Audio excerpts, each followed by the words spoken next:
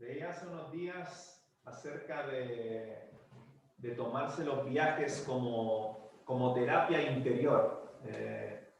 Hay todo un movimiento de gente que viaja hacia todas partes buscando la paz interior, encontrarse consigo mismas, la famosa catarsis interior de la que se habla mucho desde hace tiempo.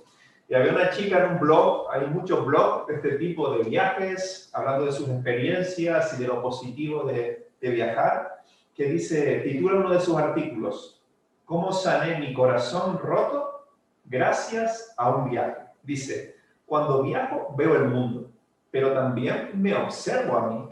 Observo mis emociones y conecto más conmigo. Por eso viajar es tan importante para mí. Y escribe en su blog extensamente muchos artículos por todos sus viajes, hablando de cómo esto le ayuda en esta renovación interior, en esta búsqueda de su paz interior, etc. Dice, por ejemplo, escribo para quien quiera aprovechar ese regalo que nos pueden dar los viajes, pero no te invito a seguir mi camino, sino a crear el tuyo propio. De alguna manera estos blogs señalan cómo necesitamos una experiencia que nos ayude a sentirnos superados, a encontrar la paz interior, a sanar quizás las partes que en nuestro corazón están rotas. De alguna manera sentimos que aún no hemos llegado a nuestro...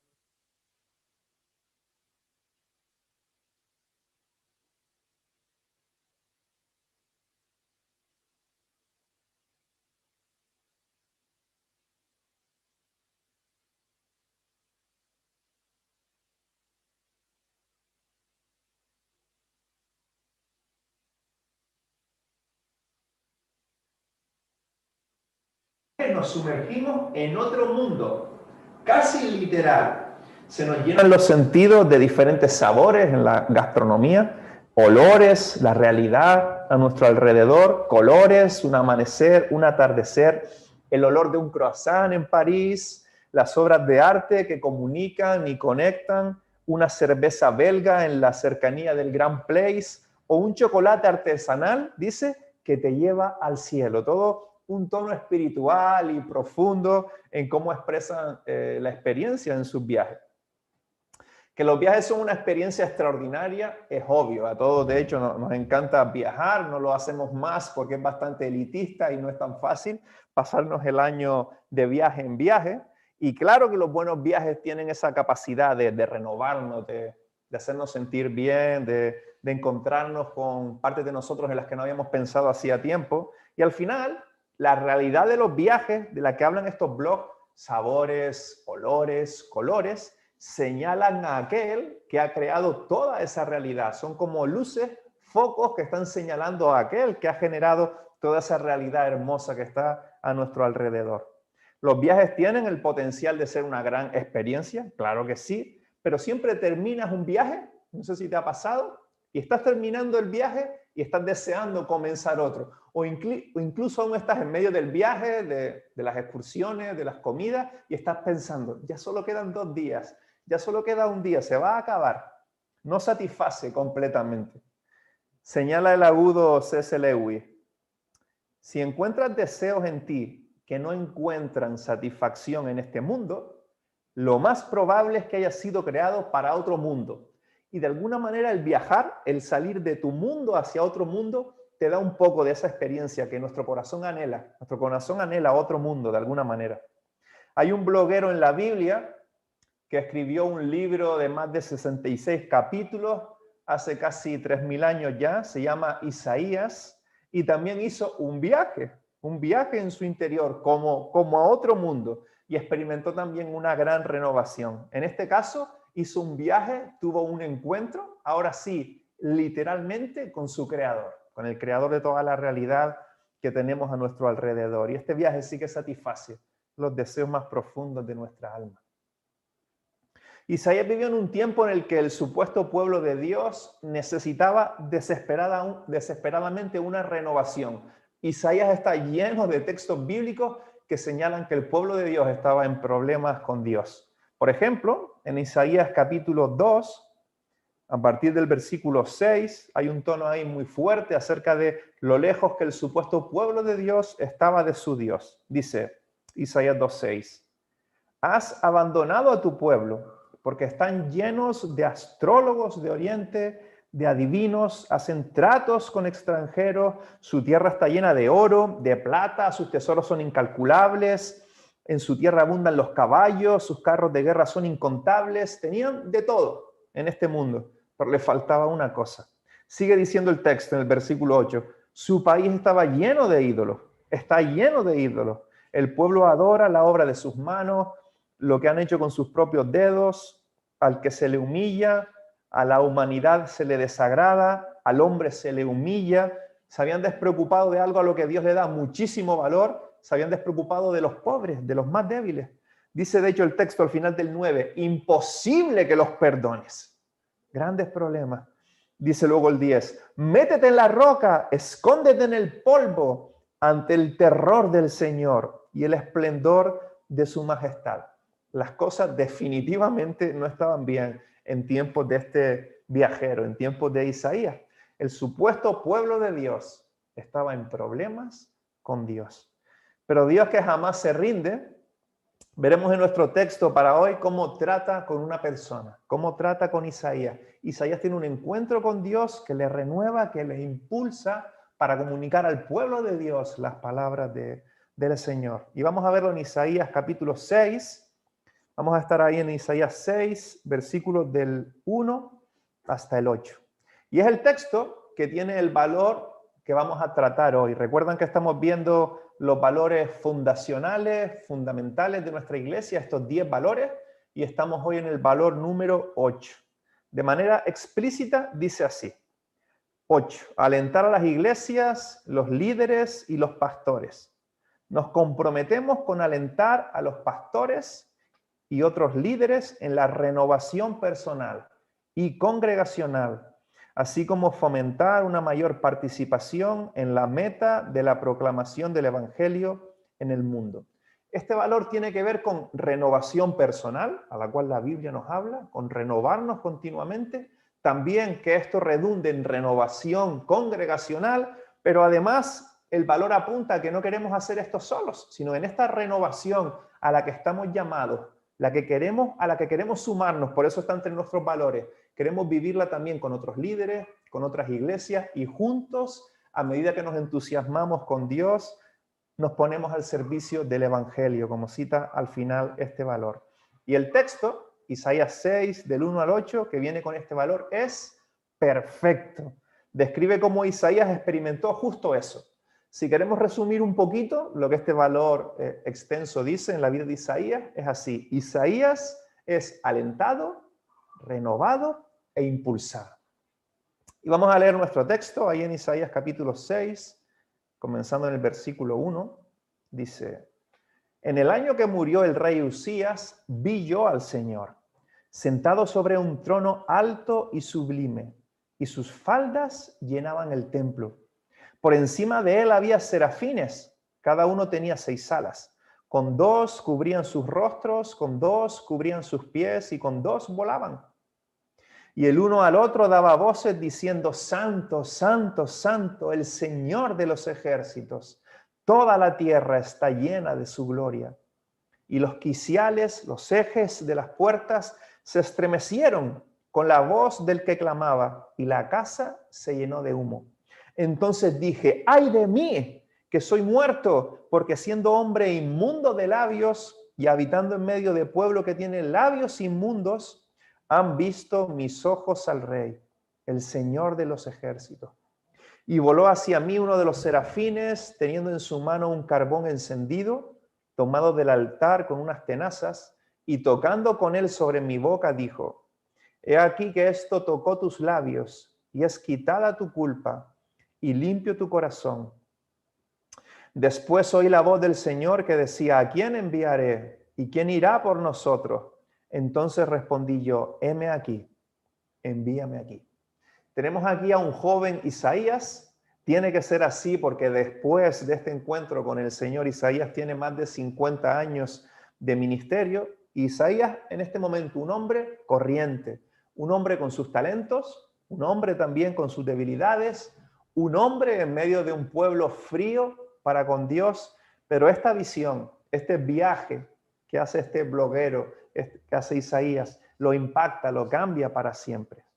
Imagino en este momento a Isaías orando, seguramente cerca del templo. En la antigüedad la presencia de Dios, la bendición de Dios estaba vinculada al templo. Y imagino a Isaías en el patio del templo, lo más cerca que podía estar del templo. Dentro ya solo podían acceder los sacerdotes y Isaías está ahí quizás queriendo encontrarse con el Señor en un tiempo de meditar, de orar, de querer conectar con Dios, y irrumpe esta visión, esta realidad. Fue algo muy, muy real para Isaías, porque comienza diciendo, yo vi al Señor.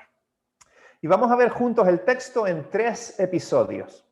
Episodio 1, ¿qué vio Isaías? ¿Cuál fue el viaje que hizo Isaías? Dice el versículo 1, ahí de Isaías 6. En el año que murió el rey Usías, vi yo al Señor, sentado sobre un trono alto y sublime, y sus faldas llenaban el templo. Isaías ve cómo el Señor invade el templo. La presencia del Señor estaba de alguna manera en el templo, pero Isaías ve cómo la presencia del Señor invade todo el templo. Y no solo todo el Señor, sino solo sus faldas ya invadían todo el templo. El texto habla de algo alto, de algo sublime. Todo se trataba de Dios, de su gloria, de su hermosura, de lo impactante, de lo indescriptible que Dios es. Y Isaías está contemplando esto, la majestad de Dios, la belleza de Dios, lo incalculablemente grande que es Dios. Dice el versículo 2, por encima de él había serafines, seres angelicales acompañan la visión, con 6 alas que tapaban su rostro, sus pies, con otras volaba. Seres angelicales que son en esta visión como focos que centran aún más la atención sobre aquel que es el total protagonista de este viaje, el Señor mismo. Dice el 3, y el uno al otro daban voces diciendo, Santo, Santo, Santo. De alguna manera no hay palabras suficientes en nuestros lenguajes para describir lo que está pasando, para describir la realidad de nuestro Dios, de este ser. Y el resumen es santo, santo, santo todo el tiempo, el Señor de los ejércitos. Toda la tierra está llena de su gloria, de su belleza. Es una expresión de su majestad, de su virtud. Dice luego el 4, y los quiciales de las puertas, son los ejes, lo que sostiene las puertas, lo que hace que puedan girar, todo se estremeció con las voces que clamaban y la casa se llenó de humo al sonido de santo, santo, santo. Esta visión, esto que sucede aquí, que Isaías describe en Isaías 6, es lo que cambia la vida de Isaías, lo que le convierte en un profeta del Señor, lo que le impulsa a hablar las palabras del Señor en medio de un pueblo frío para con el Señor. Y nos preguntamos, ¿qué tiene de especial esta visión para que Isaías sea tan impactado? ¿Qué tiene de especial este viaje que hace Isaías con el Señor para que lo cambie para siempre, que lo golpee de esta manera? ¿Qué sucede? ¿Qué es tan impactante? Podríamos complicar un montón la respuesta y divagar y expresarlo de muchas maneras, pero ¿saben? La respuesta a ¿qué fue tan especial? Se resume en una sola palabra. ¿Qué cosa tan extraordinaria sucedió para producir este cambio en Isaías? ¿Qué tan especial? ¿Qué trastornó a este hombre? Una palabra, Dios. Dios fue quien lo hizo, el ser, el creador, este ser trascendente del cual todo lo que es procede. Fue lo que trastornó a Isaías. Isaías vio algo de la gloria de Dios. Lo dicho en palabras más corrientes, Isaías vio algo de la sublime hermosura, de la perfección multiforme del Dios en el que creía. Santo, santo, santo, se expresaba en la visión. Esto es mucho más que decir que Dios no tiene pecado. Un día nosotros tampoco tendremos pecado. Todos aquellos que hemos confiado en Jesús, un día no tendremos pecado, pero para nada seremos Dios. Este santo, santo, santo es una manera de con palabras decir, Dios está en otra categoría, juega en otra liga, es un ser indescriptible con palabras humanas, es sublime, es increíble, es extraordinario, es pura virtud, es todo lo hermoso que se puede ser. Y entonces, en medio de esta frustración, porque no hay palabras para describir a este ser, los ángeles irrumpen en santo, santo, santo. Isaías está viendo esto y esto le cambia para siempre. Así que nos preguntamos, ¿qué necesitamos nosotros para ser renovados? Una palabra, a Dios mismo. Ahora, nosotros, ¿cómo lo hacemos? Si Dios nos da una visión como esta, genial, esto va a ayudar un montón. Si tenemos un viaje como este, esto nos va a cambiar para siempre. De hecho, en el caminar con Jesús, en nuestro buscar a Dios, hay momentos de una conciencia profunda de la virtud, de la belleza de Dios, que nos impactan, que nos cambian para siempre. Pero nos seguimos preguntando, ¿cómo lo hacemos? Quiero ver a Dios, quiero tener un viaje de este tipo, una experiencia con Dios de este tipo que me cambia. ¿Cómo lo hago? Esto es un tema súper amplio. Libros y libros hablando acerca de cómo caminar con Dios, de la búsqueda de Dios. Hay un montón de material acerca de esto. Hoy, una sola cosa. ¿Quieres ver a Dios? ¿Quieres responder al llamado de Dios a ser renovado? ¿Quieres escuchar a Dios? ¿Quieres poder exclamar, santo, santo, santo, porque necesitas expresarlo y no encuentras palabras? Tenemos este libro lleno de Dios, lleno del conocimiento de Dios, palabras y palabras que expresan la virtud de este Dios, el conocimiento de Dios contenido en este libro. Vamos a leer en un salmo, el Salmo 138. Un versículo ahí acerca de la palabra de Dios. El Salmo 138, 2 dice: quiero inclinarme hacia tu santo templo. Aquí está hablando David. David era otro loco de estos viajes. Todo el rato deseando estar ante la presencia de Dios. Todo el rato con sed de experimentar la virtud de Dios. Y aquí está expresándolo. Quiero inclinarme hacia tu santo templo. Allí estás tú, allí quiero estar yo. Y alabar tu nombre por tu gran amor, por tu gran fidelidad. Y dice ahora, porque has exaltado tu nombre y tu palabra por encima de todas las cosas. El nombre de Dios, lo que Dios es, y la palabra de Dios, esta expresión al mismo nivel. La palabra de Dios es una expresión de lo que Dios es su voz. Alguien decía, ¿quieres escuchar audiblemente la voz de Dios? Lee tu Biblia en voz alta. Ahí está Dios, el conocimiento de Dios, una expresión de lo que Dios es. La renovación comienza con Dios. Ese es el punto de este primer episodio. No son las cosas de Dios, no son las tradiciones, no son las reuniones, no son los ministerios, no son los programas, no son las actividades, no es la liturgia. Todo eso no es lo mismo que Dios. La renovación comienza con Dios mismo. Un encuentro, un caminar con este Dios. Y su palabra es una extensión de lo que Él es. Es un libro, son páginas, es papel, pero está escrita aquí la voz del Señor y podemos encontrarnos con Él en su palabra. Dijo José Ortega y Gasset en La rebelión de las masas, sorprenderse, maravillarse es comenzar a entender. Y así sucede con Dios, es totalmente aplicable. Si estamos empezando a entender a Dios, tiene que haber sorpresa en nosotros, maravilla en nosotros, porque Él es así.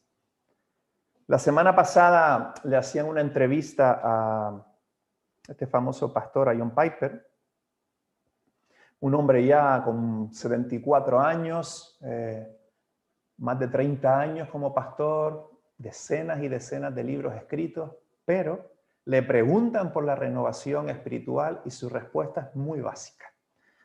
Le preguntan, cito, le dicen, por propia experiencia, ¿cómo puede uno renovar? Le preguntan acerca de renovación. ¿Cómo puede uno renovar el gozo en el ministerio? Podríamos decir nosotros. ¿Cómo puede uno ser renovado mientras sigue a Jesús y sirve a Jesús? ¿Cómo somos renovados?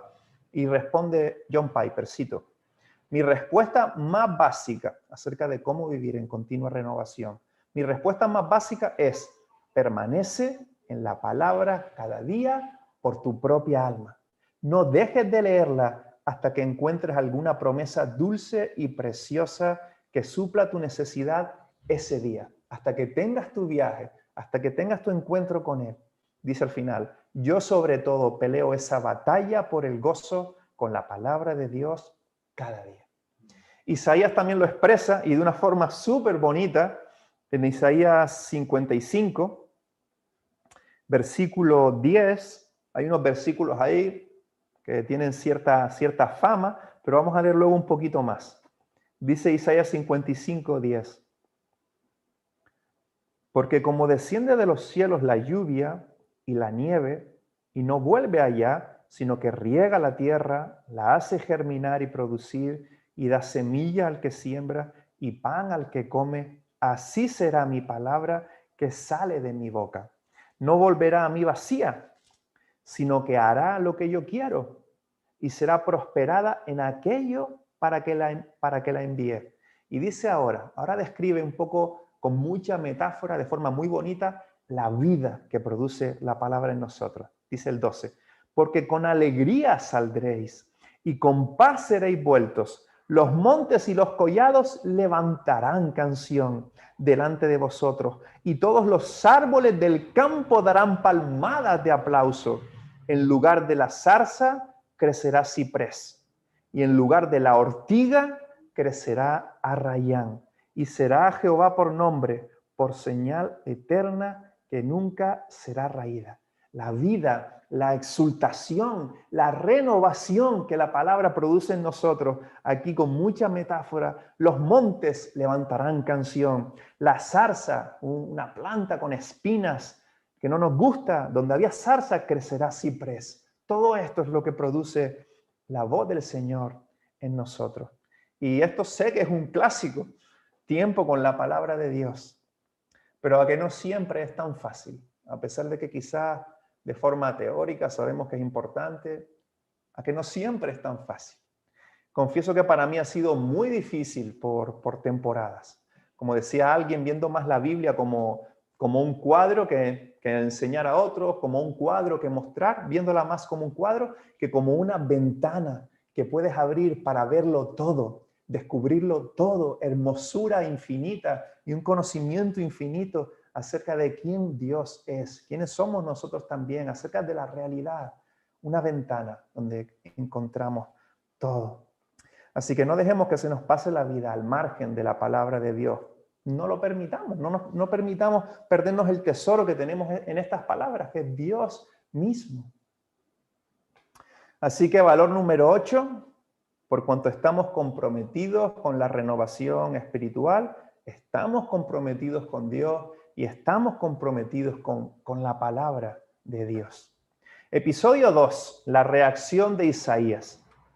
Versículo 5, ahí en Isaías 6, dice Isaías, entonces dije, ¡ay de mí, que soy muerto! Porque siendo hombre inmundo de labios y habitando en medio de pueblo que tiene labios inmundos, han visto mis ojos al Rey, Jehová de los ejércitos. La renovación siempre incluye, arrepentimiento, confesión.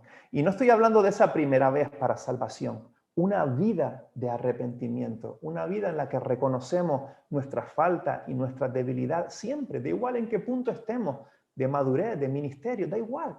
Siempre es necesario arrepentimiento si quieres crecer en renovación.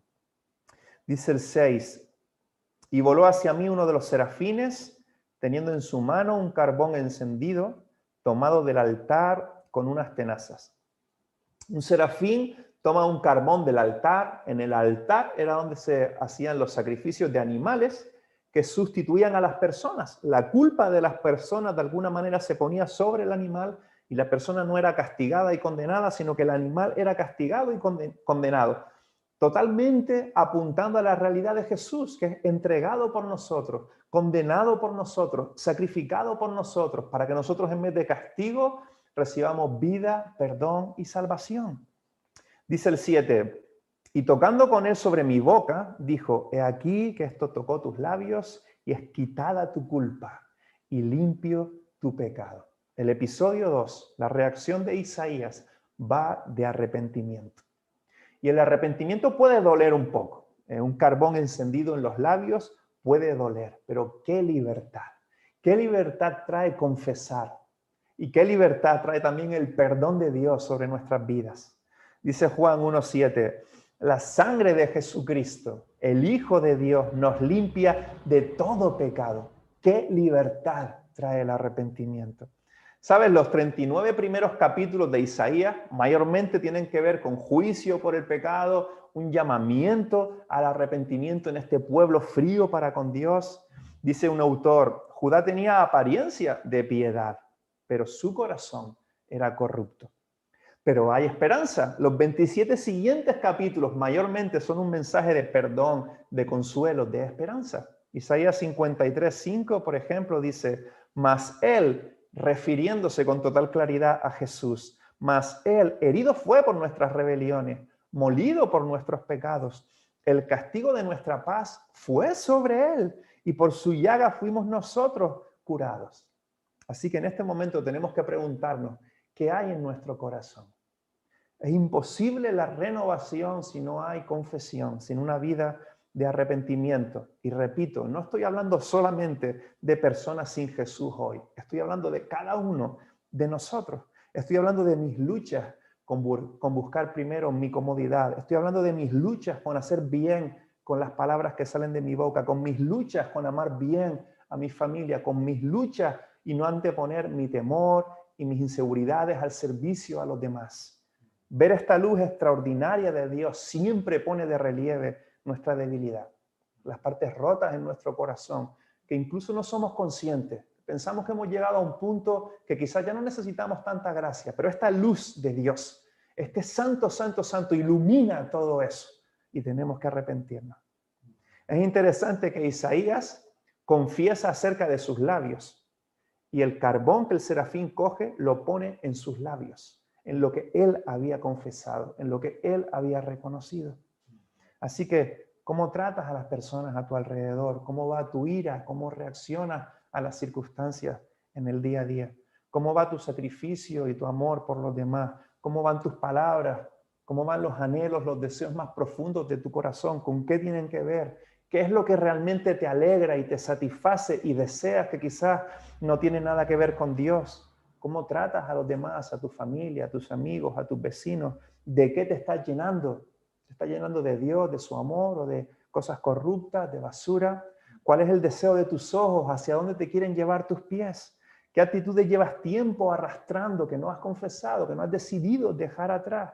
Quizás dices, es que yo soy así. Pues toca arrepentirse. Ese es el punto de este episodio 2. Arrepentimiento. Así que nos preguntamos, ¿cómo está mi corazón? ¿Cómo está nuestro corazón?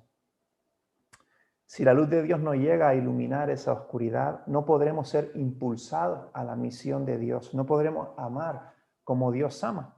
¿Cómo amaremos bien a la gente si no entendemos cuánto desesperadamente necesitamos nosotros ser amados? ¿Cómo vamos a extender la gracia de Dios a otros si no entendemos que somos los primeros que desesperadamente la necesitamos? Necesitamos vivir delante de Dios humildes, sabiendo quiénes somos, pobres necesitados, diciendo a otros pobres necesitados dónde está el banquete para todos. Ahora, necesitados, sí, muchísimo más de lo que sabemos y entendemos. Arrepentidos, sí, también. Conscientes de nuestra pequeñez, conscientes de nuestra necesidad de la gracia de Dios, sí, pero libres. Libres porque hay perdón para el que viene a Jesús. Libres porque no hay condenación para el que está en Cristo Jesús. Libres porque en Cristo Jesús hay paz con Dios. Una paz que echa fuera el temor. No estamos hablando de rechazo. Una paz que echa fuera todos los temores, que levanta nuestra cabeza, que infla nuestro pecho. No en orgullo, sino en libertad, en paz, porque estamos en paz con este ser extraordinario del universo. Así que en primer lugar necesitamos más y más de su luz. Necesitamos más y más de este extraordinario Dios en el cual creemos. Número 2, necesitamos crecer en esta vida de fe, de arrepentimiento, de dependencia de su gracia. Y episodio número 3, el impulso. Esto simplemente sucede. Es una reacción y sucede. Ser impulsados. Versículo 8, ahí de Isaías 6, dice: Después oí la voz del Señor que decía: ¿A quién enviaré? ¿Quién irá por nosotros? Entonces respondí yo: heme aquí, envíame a mí. Vivir con Dios, alimentándonos de su extraordinaria virtud, dependientes de su gracia, siempre nos impulsa. Isaías cae rendido y está aquí la clásica proposición: heme aquí, envíame a mí. Dice John Eldredge, autor del clásico Salvaje de Corazón: nuestro intento de buscar a Dios es poco entusiasta cuando la única razón que tenemos es que debemos hacerlo. Pero encontraremos una manera de hacerlo, una manera de hacer la obra, cuando estamos convencidos de que somos historia si no lo hacemos. Y este es el punto, cuando descubres que lo necesitas, cuando descubres que no quieres ir a ningún otro lugar, cuando descubres que no hay nada que valga más la pena, sucede. Heme aquí, envíame a mí. Dice la última frase de este valor, el número 8, fomentar una mayor participación en la meta de la proclamación del Evangelio en el mundo. No todos vamos a ir alrededor de la geografía mundial, ni estamos llamados a eso. Cada uno de nosotros es llamado por Dios, tiene un papel, un lugar en la misión de Dios de hacer discípulos, pero sí que todos tenemos un papel en el amar de manera sacrificial y auténtica, en el dar, en el servir.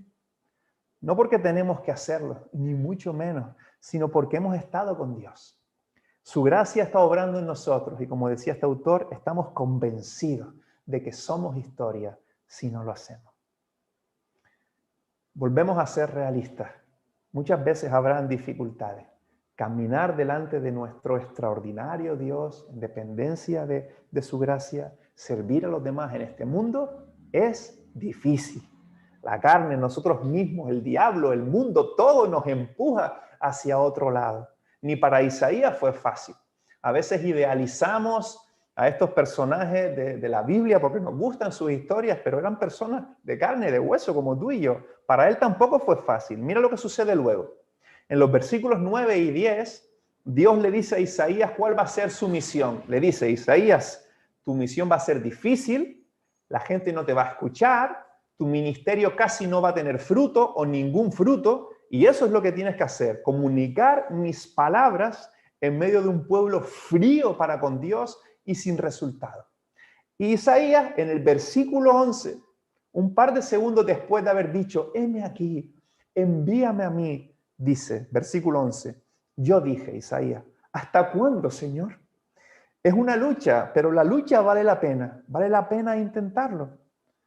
Cuando haces este viaje, cuando ves esta gloria, quieres intentarlo, aunque a veces tengamos esta reacción de, como el niño cuando lleva 5 minutos en el coche, de falta mucho, Isaías tiene esta reacción enseguida, vale la pena intentarlo. Y una última cosa, vamos a terminar con una perla en Juan capítulo 12.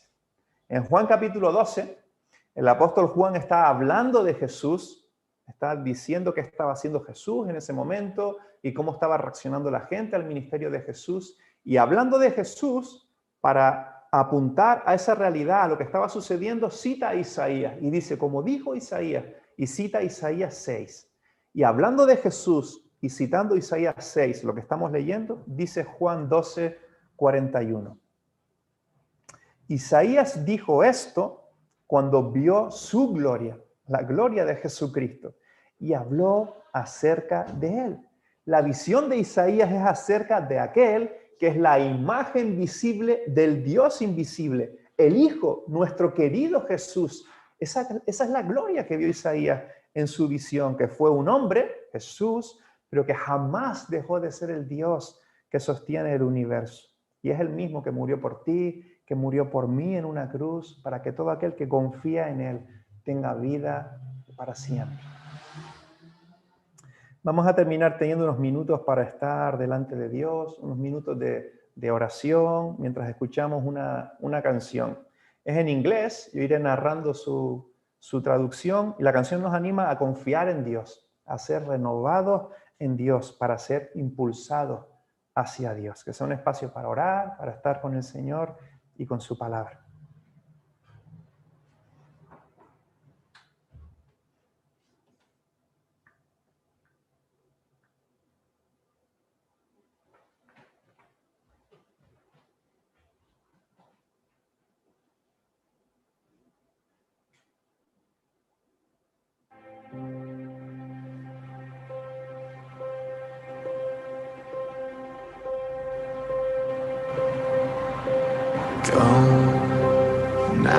¿Se escucha en internet? Dice, ven como eres o como te gustaría ser. ¿Estás listo? Ven. Ahora, cansado, roto, asustado o justo en un momento de necesidad, listo o no, da igual. Tómate tu tiempo, si aún estás noqueado, si acabas de llegar.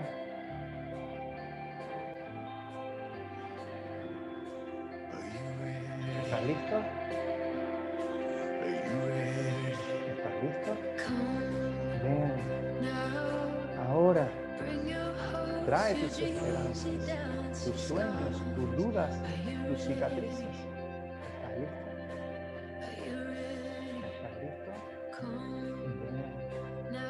Ahora, trae tus heridas, tus miedos, tu fe, tu corazón.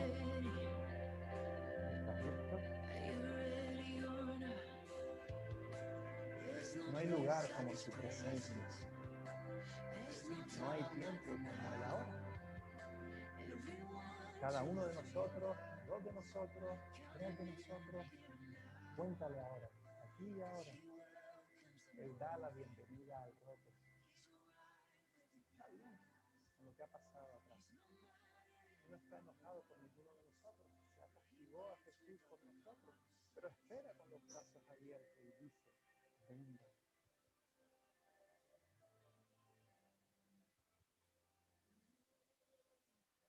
¿Estás listo? Ven. Ahora. Deja tus inhibiciones afuera, en la puerta. ¿Estás listo? Ven. Ahora. Deja tus cargas, Él ya las tiene todas. ¿Estás listo? ¿Estás listo? Aún Él es fiel en cómo se entrega, poderoso como siempre para salvar. Sigue siendo bueno y fiel. Y su amor aún no falla, ni fallará. No se mueve por la perfección o lo bien que nos veamos a nosotros mismos, pero está loco por las cosas ocultas, arrepentimiento, como lo está por nuestro corazón. Así que ven. Ahora, por todo lo que hemos visto, aún no hemos visto nada. ¿Estás listo? Santo, santo, santo. Ven. Ahora, trae alabanzas por lo que aún puede hacer. ¿Estás listo? ¿Estás listo o no? Ya compró nuestra libertad. Jesús. Ya pagó nuestra deuda. Jesús la pagó en la cruz.